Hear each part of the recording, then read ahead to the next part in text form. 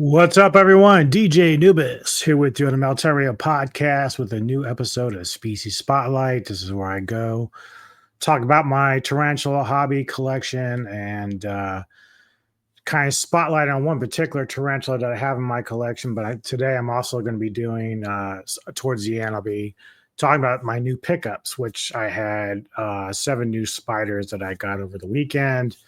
And I'll talk a little bit about them. I have a little bit of a video of them as well as the feather leg baboon, which will be the spotlight for today. Speaking of the feather leg baboon tarantula, it's a Stromatopelma Calceatum. Like, I'm terrible at pronouncing these scientific names. It's an arboreal species, old world tarantula. It doesn't kick hairs. We've talked about this before with the old worlds versus new worlds, but the venom is significantly more for the old world, including this species. Baboons in general can have a little bit of an attitude. They're a little bit defensive. Mainly, a lot of people know the OBT, the orange bitey thing.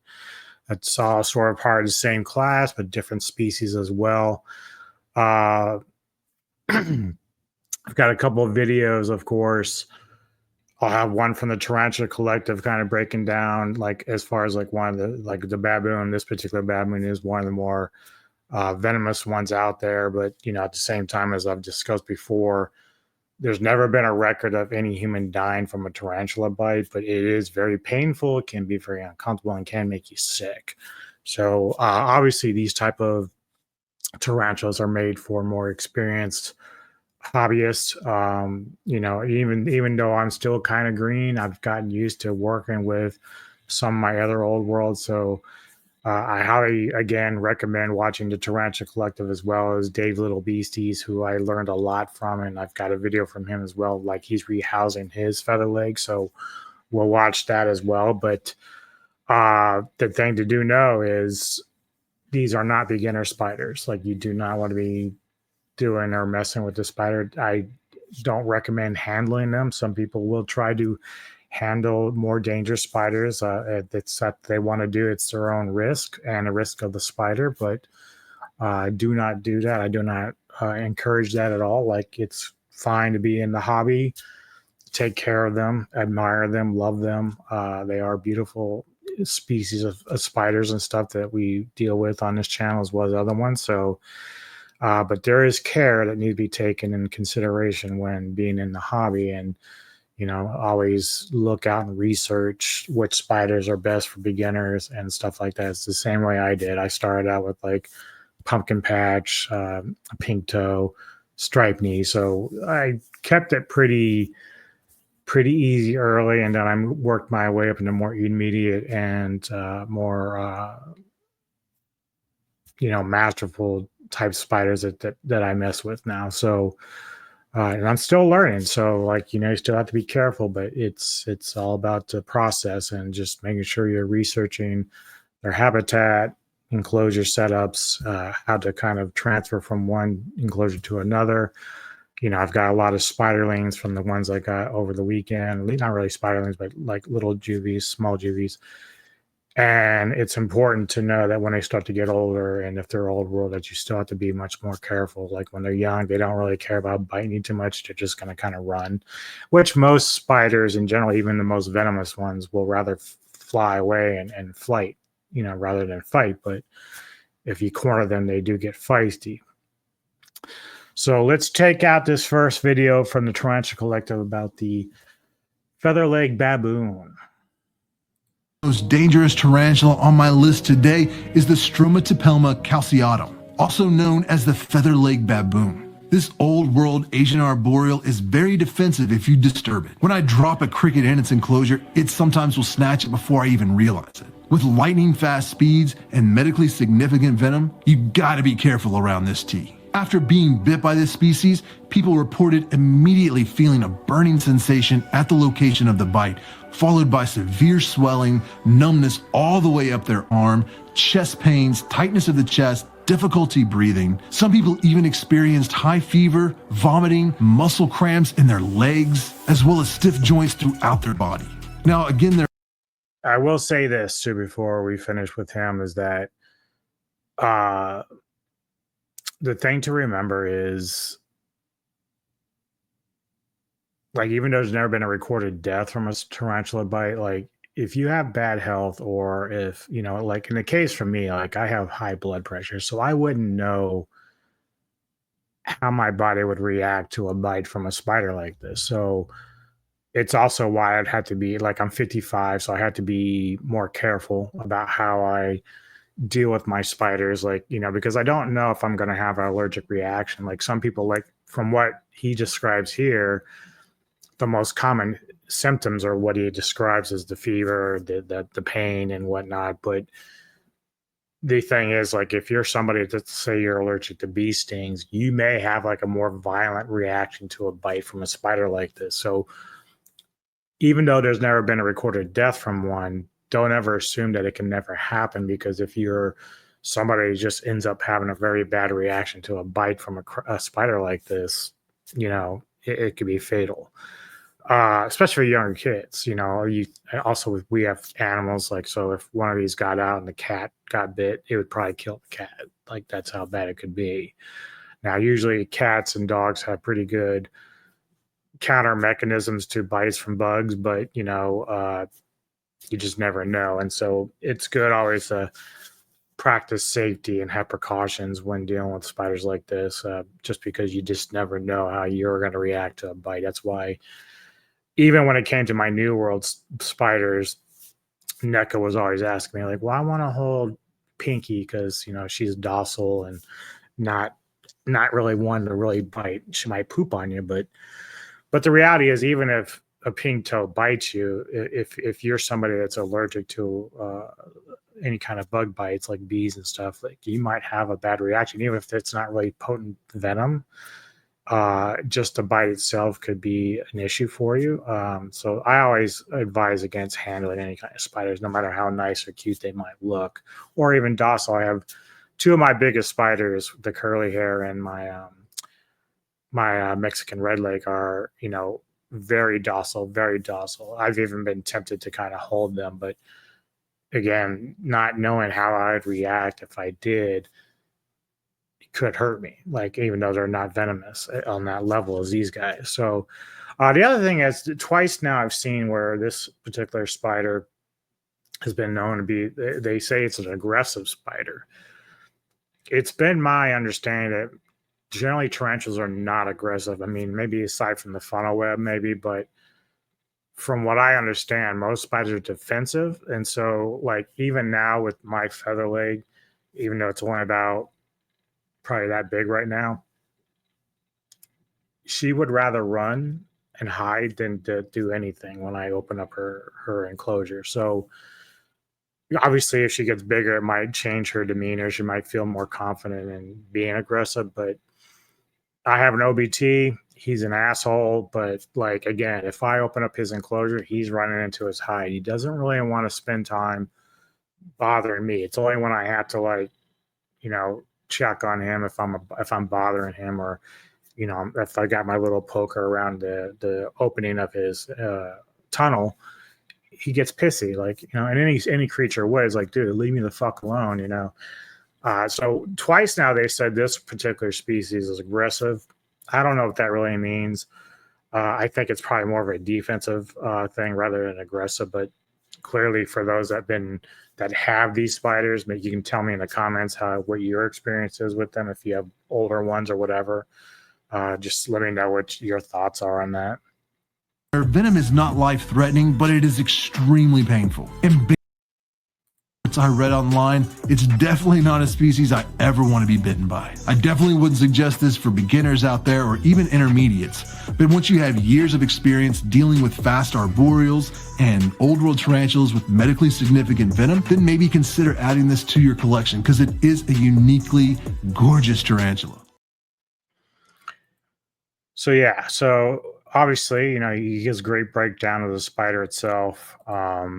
And now we're going to watch the video by Dave's Little Beasties where he's transferring his to a different enclosure. He has nice setups and stuff like that. I envy how he does his setups. Like I can never get him to look quite as good, but Dave is the one that really got me back into the hobby. I used to have I think it was a Chilean rose years ago, and I kept it for a while. I did all right, but compared to how I kept it back then when I didn't have the knowledge that I do now watching Dave, it's a world difference of how they're handled and what you can do with their enclosures. That's one thing that Neko always kind of likes about what I do. She appreciates I take the time to set them up. Now, I might drive her crazy because I have so many spiders now. But she's very supportive in that. She knows that I care about the hobby. She knows that I like doing this. But I've told her now, like, because I'm up to 27 different species now, I have no more room. I can't get any more. As much as I like to say down the road, I'd like to get like a Goliath bird eater, like unless I have a bigger room to work with, it's just I can't do it. So I'm definitely at my limitations with what I've got to work with. But I think with 27 different species, and plus some of them male, they may end dying off. My tiger rump died off not too long ago. It just happens with the males; they don't live as long as the females. So as the males die off, you know, I might replace them with either the same species or maybe different. I know my OBT is a male. He's going to end up passing at some point. So when he does, I'll be on the lookout probably for a female. I had a female at one point, beautifully big, just unfortunately got impacted and I couldn't save it from that. So she ended up dying, sadly. But at the same time, like, I have like 5 or 6 males of different species. So whether or not I replace them with try to replace them with a female, because it's really my goal ultimately. Like even with my young ones now, I don't know what they are yet because they haven't matured yet. So it's always, 50-50 obviously. But for the ones I have definite males of now, either I'll just not replace them, or if I do, I want to try to get a female version of what they are, or I just start over and say, hey, get another young one, see how it turns out, and hopefully that works out well. But let's check out Dave's Little Beasties as he's transferring his feather-leg baboon to the new enclosure. We are going to tuck that in there. I still think that might just be a little bit too big. We'll see. We'll see how it gets on. We might end up changing that. But if we can get a successful pairing out of this enclosure, that will be good. I'll be happy with that. And if we have to rehouse her again afterwards, it's not such a big issue. It's not a big problem. Right then, we're going to get our trusty old paintbrush. Now these guys, as we said, are very, very quick when they want to be. And they have got that significant venom. So if you can come round, can you see in here? If I tilt that a little bit, you can see inside there. You can see how the bark has fallen over. She's made a web tube down in here. Now you'll see the web is connected to the sides. So what we're going to do is we're going to take that away, because she will, in theory, want to stay in her tube, inside this piece of web. So we can pull this piece of bark out with her in it. That's the idea. That's what we're going to try. and hopefully she will feel secure enough to stay in there. So we can see her feet. She's actually facing the bottom. Don't know if you, yeah, you can't actually see in there, can you? No. All right. So what we're going to do, we'll see. We'll see how it gets on. We'll you brush. She's made a web tube. This piece of. There you go.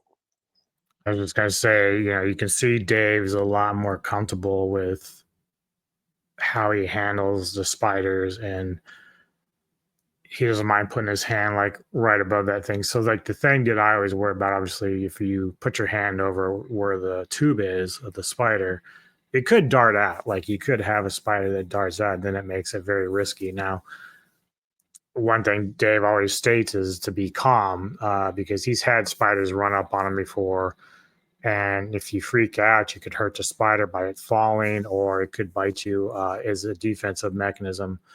But he's so comfortable like with how he deals with these spiders. He's been doing this for like over 30 years. So he's very experienced with handling them. Me, even though I probably would grab the end, down at the end there with the bark and pull it out, I would still probably have like my pointer like kind of blocking the entrance in case the spider tried to dart out so that it didn't run up my arm, because like I don't have that kind of experience, and sometimes just the mere shock of a spider running up on you. I've had my pink toe do it back when I had Danny Frajo, and even though he's not venomous, like it was a shock. Like I did not expect him to jump like he did, and so obviously he meant no harm at all. He was just seeing my hand as probably like a branch and ran up it, and there was no issues, but it was still startling because you're not expecting it. And then because for me, I told people I do have arachnophobia. I do have a fear of spiders, but what I love about being in this hobby is that it's been able to let me kind of get over that and work and understand that, they're not the enemy. They're not, horrible creatures. They have a purpose. And, especially when it comes to tarantulas, they're just so beautiful that it's a really fun thing to watch and learn how to take care of them, how they feed, like their behavioral stuff. So it's really quite an amazing thing. She is inside there. You got a torch, please? Try and move up a little further. That's absolutely fantastic. Got her bum to us at the moment. Be careful. Here she comes. What we're doing, we are just very, very gently. She's actually had a molt, so she's increased in size somewhat. All right. Just watch my fingers there because I can't quite feel where is the bark. Now, while she's got the security of this web, we are going to go around the side here. Okay. While she's got the security of the web, she is going to be well behaved. As soon as we come outside of that, that is when it will all change. Right. So, lost the light a bit, haven't we? It's all right. I can see well enough. Right. Here we go. So we're just going to tickle her out. Here she comes. I'm going to see if I can get her to go up on there. Now you must be very, very careful with these spiders. Mm-hmm. They really can be quite the handful. If she was to shoot up this now, we would just drop this piece of wood. As you can see there, she is absolutely stunning. Now look, you see she wants to hide away. So as soon as we take her... And part of that is because tarantulas, like most spiders, they have their own scent. So like one thing you may not know is when you go to put a tarantula into a new enclosure, let's say like my tiger rump that passed away, I had to clean out the old webbing and stuff because spiders don't like other spiders' webbing. They like their own. That's their own scent. And so the reason why a spider like this or like any other tarantula will try to go back into the tube is because one, they really don't know where they are outside of that. Like they think that initially they're still in the same spot they were before. So for it to go into a new home, this is one reason why tarantulas, when they get introduced to a new enclosure, they kind of explore to figure out where they are, and then they decide after a while, like, okay, this is my space to work in. Now I got to find out how I'm going to create a new home, basically, which is this tube thing that it's created. But in the meantime, it wants to hide back in there because it's familiar territory. It won't automatically dart away. So it wants to go back into the tube because it feels safe and secure there. Hiding place away, this is where we are then in danger of getting a bite. So we need to be very, very careful. We're going to maintain contact. We don't want to go in underneath that piece of bark if we can help it. There we go. See, we're moving the bark away at the same time. There you go, baby doll. There you go. Look at that. That was really, really nice. And there you go. So yeah, so that's obviously a much more adult than what I have. Mine is much younger and a little bit more browner, but you see that one has kind of like almost like a emerald green color a little bit in there. So it's very beautiful looking spider. Let me see. So for my video, obviously you're going to see a little bit of my spider, which is, I called it Sedna. And you're going to see a little bit. The funny thing is you won't see her long because she's very, very skittish. So like, if I even like, sometimes if I think in the case of this video, I was speaking too loud and the vibration, she felt it and she immediately went running back down her stick to her little hidey hole. And now usually after I've had the lights off overnight and I come in and I turn the lights on, she'll be on the side of the glass, like in honey mode or whatever. But it is very interesting that she seems to feel vibrations a lot easier and she'll just start running to her little tube. But also in this video, I'm going to show you real quickly some of the new spiders I got, but some of them are so small that it's kind of hard to see them, and some are hiding already because I just moved them when I took this video. But what I'll do is once the video is done, I'll go and I'll start going through the different spider species. I'll show you pictures of what they're going to look like when they're older, so you have a good idea of what I'm going to have when they get to adults. So, but first I'll show you a little bit of the feather leg that's in my feather leg with music. And there she is. And there is Sedna. You can right on that stick there. Oh, very skittish. Right there, like behind this, the name and everything is her tube. So I don't really like that she's planted herself there. I had this bark where she was at initially. I thought she was going to go behind there and create a home, but no, she decided to do it right here at the front. So it's going to be tricky when I go to try to move her, but I think what I'll do is, and I hope that it works out well, if I have to move her to a larger one, because I'm not sure her full size, what her full size will be, but for sure I'll be like opening this side door and then going through the top and then kind of just doing what Dave did to kind of like gently coax her out of that tube until she can crawl into the other one. Or at least if she crawls out and goes like back to the back of the enclosure, I can at least get a catch cup or something. But I'll remove like the water dish and the other things first, so that it's just so she won't have anywhere else to kind of like run up and do it, even though she can run up the side of the wall with no problem. For a baboon, but actually most spiders are, is, to be honest, what's the word? They'd rather flight or fight. Obviously, they can get defensive. Pretty much any spider. Here's a little look at Sapphire, the Brazilian blue.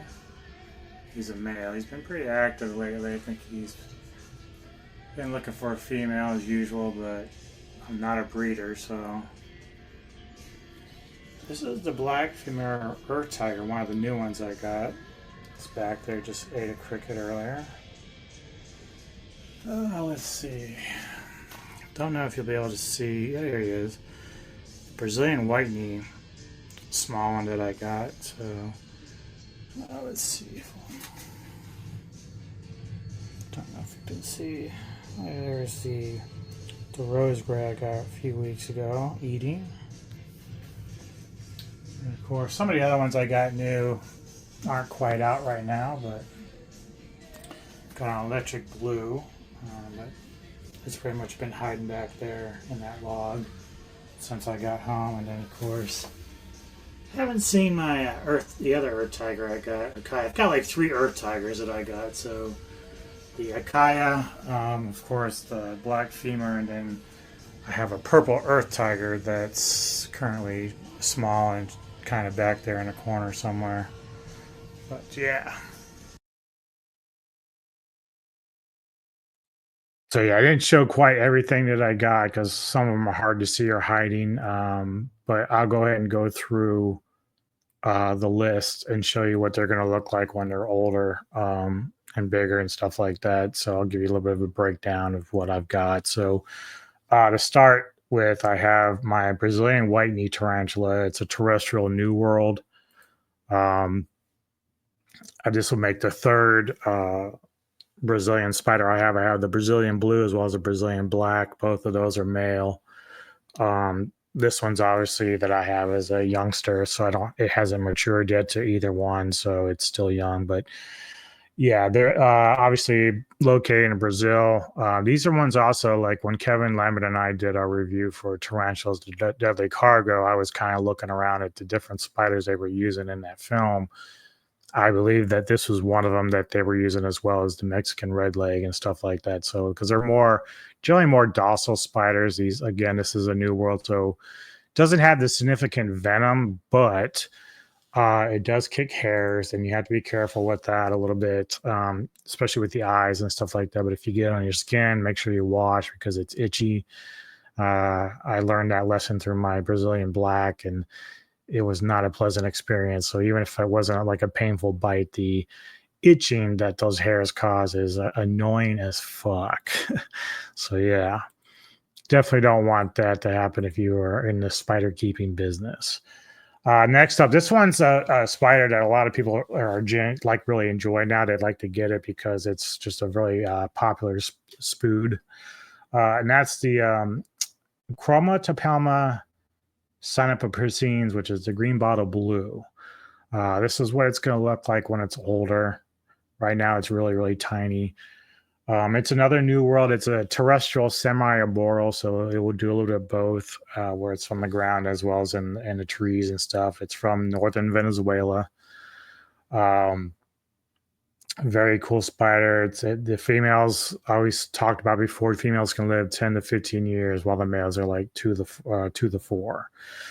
But yeah, this one's one of these spiders that a lot of people really like because of the different colorations and stuff like that it has. So decided to take a whirl and get myself one, and pretty happy about that.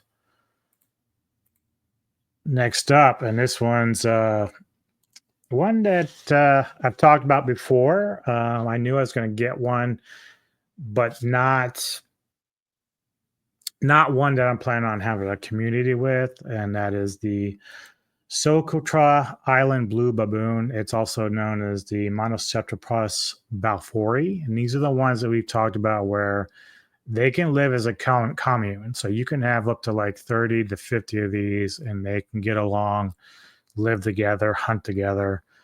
If you ever want to see a fun video with Dave's Little Beasties, he had a follower who sent him a commune of 30 or so of them because they couldn't take care of it anymore. So they just gave it to Dave, and Dave was happy to receive it. And as Dave's trying to move them from the one enclosure that they were into the bigger one to give them space, he kept having them run outside the enclosure. He had to kind of wrangle them back in because they're so fast. They are so fast, and you have to be careful with that. But if you see, the colors are just gorgeous on these spiders. But again, this is an old world. The first two that I showed you were new worlds. This one is an old world. Have to be careful. Just has significant venom. Got to be careful with that, without a doubt. All right.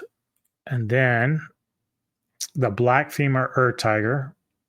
Now, this one, when I was moving it to the other enclosure, I was going to film this, but because I was dealing with like a lot of old worlds, I wanted to be safer, so I didn't do it because, again, still kind of learning myself how to make sure to transfer these over without any issues and hiccups and stuff like that. So, but this one, not horrible, but again, as I was trying to like coax her out, because she is a female, this one was a guaranteed female that I bought.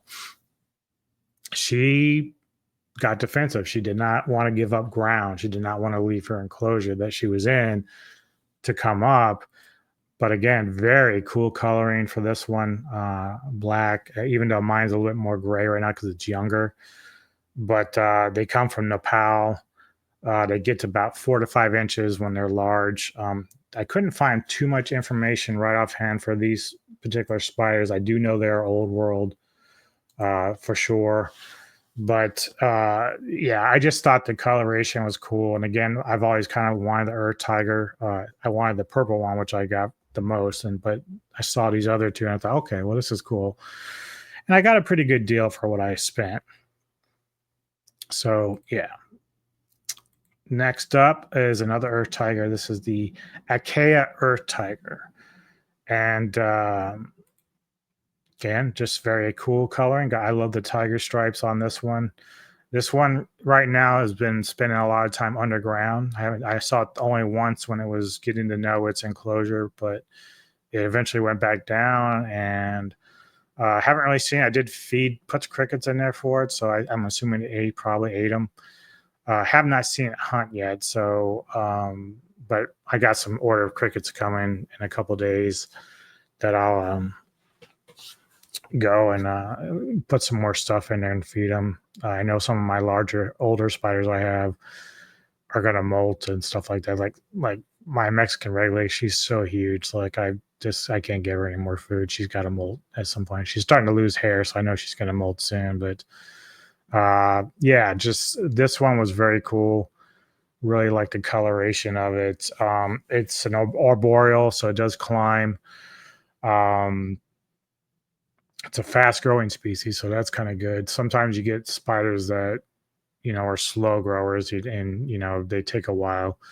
But this is one that's very fast. It's from Indonesia, like West Kalimantan province.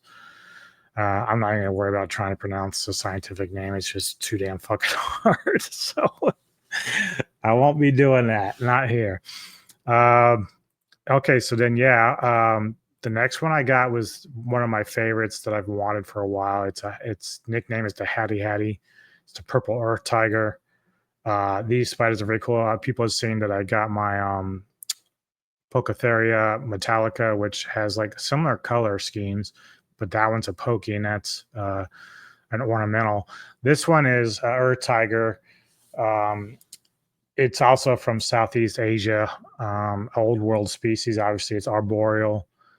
Got to be careful with these. Obviously, like I said, whenever you're dealing with these type of spiders, the venom is significant. So once it gets older, like right now, it's really tiny, so it's not a big threat. But as it gets older, just got to be careful with them. But you can just tell just how beautiful they are when they get older. And I just love the bluish and almost semi-purple color on it. It's gorgeous looking spider.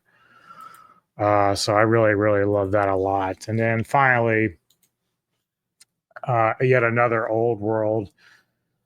This one's the electric blue earth tiger. So actually, this is another earth tiger. I did not know this. I thought it was just electric blue. But that's kind of cool that it's also an earth tiger. So I ended up getting 4 earth tigers.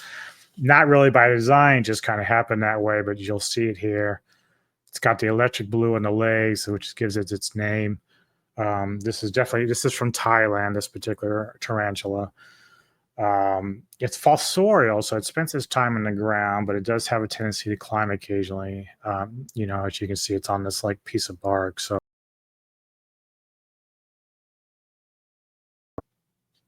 hunts like from its burrow and all that stuff. So, but yeah, the coloring is just amazing on this. And so again, another unique species.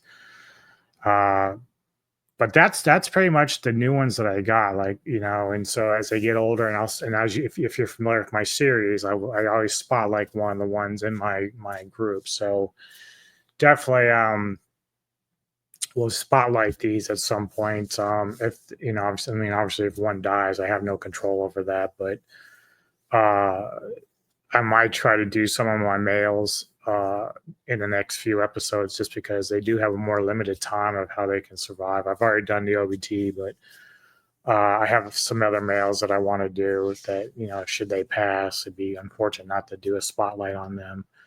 Because I have a couple I may not replace. I might go with a different breed altogether at that point, but we'll just see what happens. But yeah, let me know your thoughts. How do you feel about my pickups? How do you feel about the feather-leg baboon? Let me know your thoughts on this. I appreciate the support as always. Like and subscribe to the Military Radio Podcast. Enjoy the rest of your day and take care of yourselves and be good to your spiders. You see before you die.